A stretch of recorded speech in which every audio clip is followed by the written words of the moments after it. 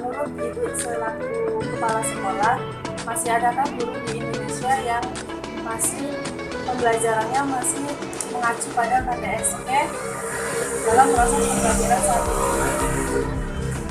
Seluruhnya menurut saya secara umum di Indonesia, saya bisa ceritakan di wilayah Muara Sungai khususnya di SMP negeri dan SMP swasta, beberapa yang saya temui untuk guru bidang studi ataupun juga merangkap wali kelas masih banyak yang menggunakan kurikulum tingkat satuan pendidikan dalam mengimplementasikan kurikulum ke-13, karena pada dasarnya di daerah yang lumayan terpencil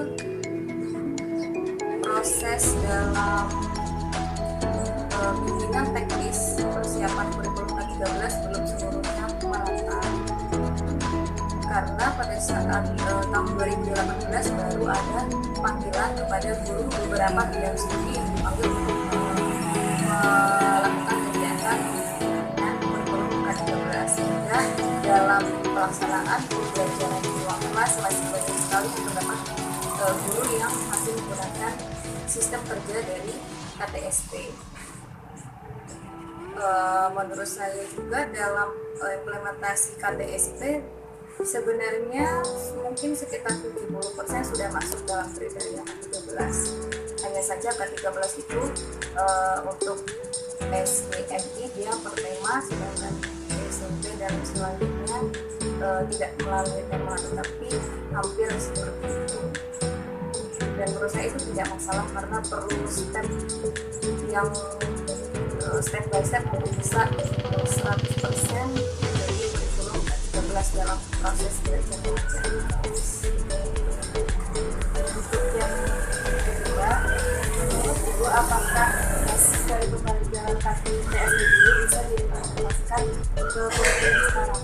Jadi menurut saya pribadi sangat bisa.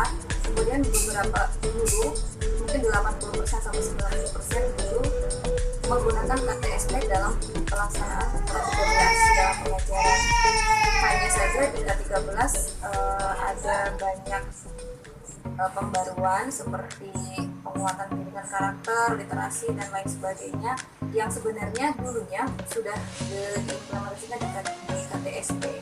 Jadi sebenarnya tidak ada masalah jika guru menggunakan KTSP di pembelajaran K13, karena masih banyak terdapat kendala yang belum bisa dipenuhi oleh guru ataupun sekolah dalam mengimplementasikan K13. Terus yang ketiga, Ibu selaku kepala sekolah, bisakah menjelaskan permasalahan yang sering terjadi pada kurikulum K13 dan apa saja kekurangan dan kelebihan K13? Baik, di sekolah khususnya yang saya bicarakan adalah di sekolah di Pangan di Kecamatan Muara Sungai ini, kendala yang sering muncul pada saat pembelajaran K13 yang pertama adalah buku per tema itu. Dalam pembelian buku satu tahun itu hanya ada satu kali periode, yaitu di triwulan 2 yang khusus untuk pembelian buku. Sedangkan untuk operasional sekolah yang lainnya harus bisa menutup yang lain-lain, termasuk buku tersebut. Buku itu kan kalau belanja kan lumayan mahal, walaupun sudah ada subsidi dari pemerintah, tapi tetap kalau per tema saja satu kelas misalnya sampai 6-7 tema, ya kita bisa balikan. Itu kendala yang pertama adalah ketersediaan. Kemudian yang kedua, bimbingan dari kepala sekolah tentang implementasi K13 di sekolah masing-masing, karena wilayah peradilan kan terjadwal. Misalnya yang dari kecamatan ini berangkatnya bulan ini, kemudian ada yang sampai tahun depannya baru panggil pelatihan, sehingga di situ menyebabkan kurangnya informasi. Yang ketiga, dalam pelaksanaan pembelajaran di ruang kelas untuk guru, sumber belajarnya mungkin bisa dari buku yang sudah ada, kemudian guru kan harus kreatif, harus mencari sumber lain. Nah, untuk mencari sumber lain biasanya guru menggunakan media internet. Di sini sinyal yang yang menjadi kendalanya. Maka dari itu kendalanya cukup banyak, tetapi untuk menanggulangi kendala tersebut di perairan kebanyakan menggunakan sistem TSP dalam sedikit demi sedikit masuk ke ranah. Kemudian penggunaannya banyak sekali sebenarnya. Kalau kita mau membaca per tema itu, pokoknya kita lebih fokus kepada kebutuhan siswa pada saat masuk kelas. Jadi kita sudah dipandu oleh guru K13-nya harus apa, harus bagaimana, tugasnya sudah diberikan lewat kelompok tersebut, kemudian guru harus seperti apa. Jadi guru tidak terlalu banyak menghabiskan waktu untuk mempersiapkan di rumah. Sudah banyak yang disediakan di buku tersebut. Kemudian mendorong siswa lebih banyak beraktivitas di kelas daripada gurunya.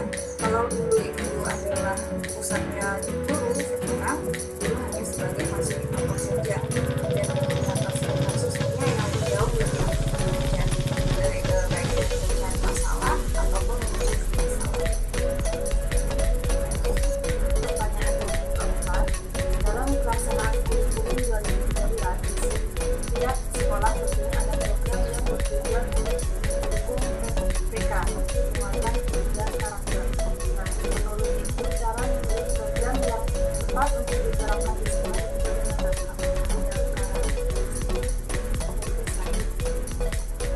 untuk dalam implementasi kurikulum K13 khususnya di penguatan pendidikan karakter, yang menurut saya lebih tepat sesuai dengan instruksi pemerintah adalah dengan memodifikasi kegiatan literasi, yaitu 15 menit sebelum mulai pembelajaran.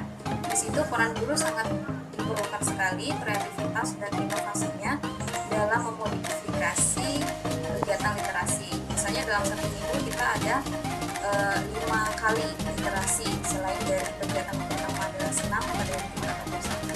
Jadi apabila hari Senin kita literasi baca, hari Selasa mungkin kita bisa literasi dengan yang lainnya, mungkin dengan games yang masih masuk ke ranah mata pelajaran, misalnya games matematika, ataupun yang di hari kemudian tentang religi.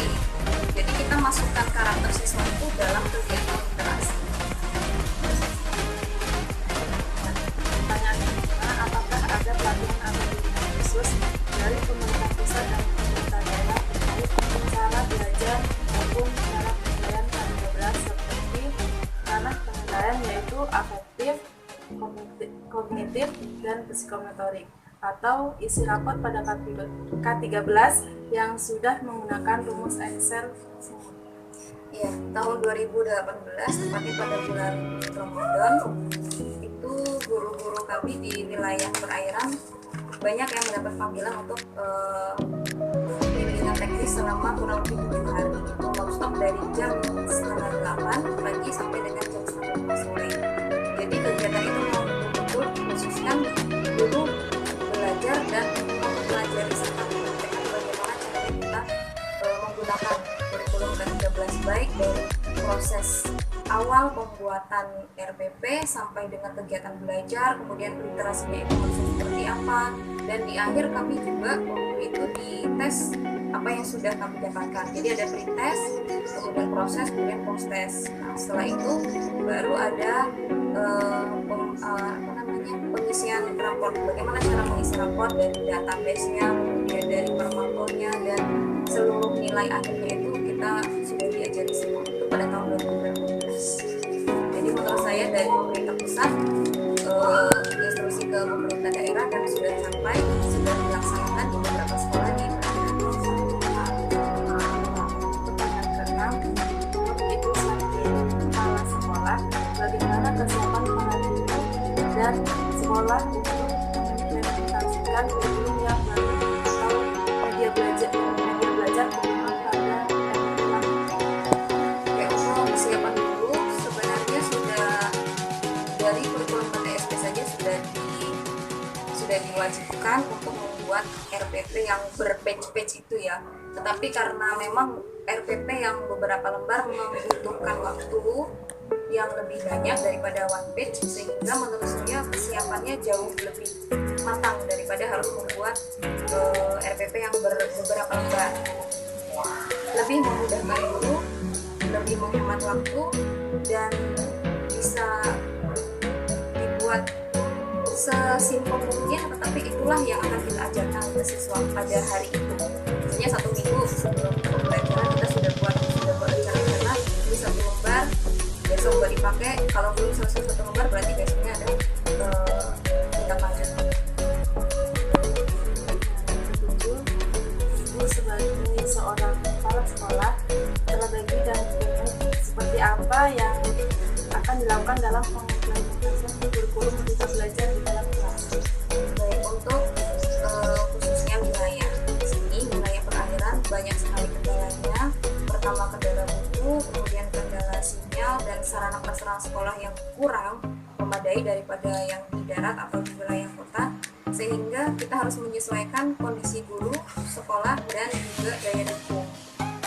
Kalau di sini sepertinya sudah, menurut saya secara personal mungkin sudah sekitar 70% para guru sudah mampu untuk masuk ke ranah kurikulum 2013 dalam proses belajar mengajar kelas. Tapi tentunya untuk sampai dengan 90-100% kami harus banyak lagi belajar mengumpulkan informasi dari berbagai media dan pelatihan-pelatihan. Jadi kami sebenarnya sampai sekarang masih menunggu panggilan pelatihan untuk kurikulum ke-13 lagi, karena dari kurikulum KTSP, dari KTSP ke 2013 itu tidak terlalu jauh kami harus berubah, tetapi dalam pengenalan K13 itu yang diinginkan K13 itu seperti apa dan kita harus bagaimana, kita masih butuh bimbingan lagi yang berlanjut, paling tidak dalam 1 tahun mungkin ada beberapa guru yang dipanggil, kemudian tahun berikutnya dan selanjutnya. Jadi masih banyak butuh bimbingan dan panggilan secara teknisnya bagaimana. Ke-8, menurut sumber yang saya cari, konsep belajar merdeka USBN akan diganti dengan ujian atau asesmen yang diselenggarakan hanya oleh sekolah. Ujian untuk menilai kompetensi siswa dapat dilakukan dalam bentuk tes tertulis atau untuk penilaian lain yang lebih komprehensif seperti portofolio dan penjelasan seperti kelompok, karya tulis dan lain sebagainya. Apakah itu efektif dalam menurut Ibu? Ya, kalau dari dulu, dari zaman saya sekolah juga kita sudah mengenal ujian nasional. Ujian nasional memang bagus untuk keseluruhan di Indonesia. Dan sekarang konsepnya diganti menjadi ujian tingkat satuan pendidikan atau USP, ujian satuan pendidikan. Sehingga dari kriteria USP tersebut, menurut saya justru lebih membantu sekolah khususnya dalam menentukan siswa ini layak atau tidak untuk menyelesaikan atau lulus sekolah, sehingga nilai-nilai yang diperoleh siswa selama sekolah itulah yang menjadi acuan utama apakah mereka lulus atau tidak. Misalnya dari kegiatan praktek, kemudian penilaian sikap sehari-hari dan masing-masing kelompok. Kalau itu menjadi tujuan, maka siswa tersebut juga akan lebih bertanggung jawab setiap harinya di sekolah, karena mereka merasa diawasi, dan apabila mereka berbuat yang jelek ataupun tidak sesuai dengan ketentuan di sekolah, maka mereka akan menerima resikonya di akhir nanti. Bisa jadi mereka tidak akan lulus dari sekolah, sehingga sekolahlah yang berwenang dalam menentukan kelulusan atau tidaknya siswa di sekolah tersebut. Menurut saya ini sangat efektif dan sangat adil menurut saya ketika USBN diganti dengan USBN. Jika USBN itu adalah sama rata seluruh Indonesia, sedangkan kondisi alamnya berbeda, kondisi Bisa Ibu menjelaskan bagaimana pelaksanaan proses pembelajaran kurikulum 2013 dalam selama wabah COVID-19 ini? Apakah banyak kendala dalam proses pembelajaran ini? Selama wabah COVID ini sudah 1 bulan lebih di sini terjadi. Pertama kami memikirkan kendalanya. Kendala di sini tidak seluruh siswa itu mempunyai Android, sedangkan itu wajib menggunakan Android karena harus ada dokumentasi sebagai laporan ke Dignas. Nah, di situ yang dari ekonomi rumah, yang ekonomi menengah ke bawah itu mau tidak mau yang anaknya sekolah terdampak COVID juga harus mempunyai Android, ataupun kalau memang tidak ada bisa numpang ke rumahnya, sehingga setiap hari mereka mengerjakan tugas 1 atau 2 mata pelajaran, dan itu diberikan oleh guru setiap hari kecuali hari Minggu. Nah, pada awalnya kami memikirkan seperti itu, tapi pada prosesnya yang terjadi adalah siswa yang rajin dia akan terus mencari nilai pada gurunya, sehingga sebisa mungkin dia mengerjakan online dan mengumpulkan tugasnya pada hari itu. Tetapi yang lainnya justru mereka harus, khususnya yang tidak ada sinyal di daerahnya atau di rumahnya, dia harus keluar mencari tempat yang ada sinyalnya untuk bisa mendapatkan tugas dari gurunya, kemudian mencari informasi di internet jika tidak ada di buku, karena kan dibebaskan tuh mencari dari mana sumbernya, bisa dari internet, buku ataupun online. Nah, di situ beberapa siswa justru lebih asik untuk melakukan kegiatan yang lain, yang tidak fokus kepada penyelesaian tugas, sehingga pada hari pertama guru A memberikan tugas mungkin hanya 50% yang mengirimkan tugas on time, sisanya nyusul besok dan besok. Tetapi kami umumkan kepada dewan guru bahwa tidak diwajibkan bagi siswa untuk setiap hari harus mengirimkan tugasnya, karena kami tahu beberapa atau bahkan pada umumnya mereka membantu orang tua, sehingga pada penyelesaian tugasnya mungkin bisa dikerjakan malam, sehingga besoknya baru bisa menunjukkan kepada gurunya, dan itu tidak dijadikan masalah. Yang penting pada akhir masa COVID ini berakhir, seluruh tugasnya bisa didokumentasikan, artinya seluruh siswa itu melakukan tugasnya. Pertanyaan yang terakhir, menurut Ibu dalam pembuatan atau penyusunan RPP itu lebih mudah yang mana antara RPPKTSP, K13, dan Kalau menurut saya yang sangat lebih praktis itu pasti yang one page karena cuma 1 lembar. Tapi bagaimanapun juga RPPKTSP ataupun RPPK13 semuanya detail. Sedangkan yang one page itu hanya diambil poin-poinnya, tetapi tanpa meninggalkan detail-detail yang terdapat di KTSP dan K13, sehingga yang one page ini walaupun dia cuma 1 lembar tapi sudah cukup mengcover dari KTSP dan K13. terima kasih kepada Ibu sudah bersedia menjadi narasumber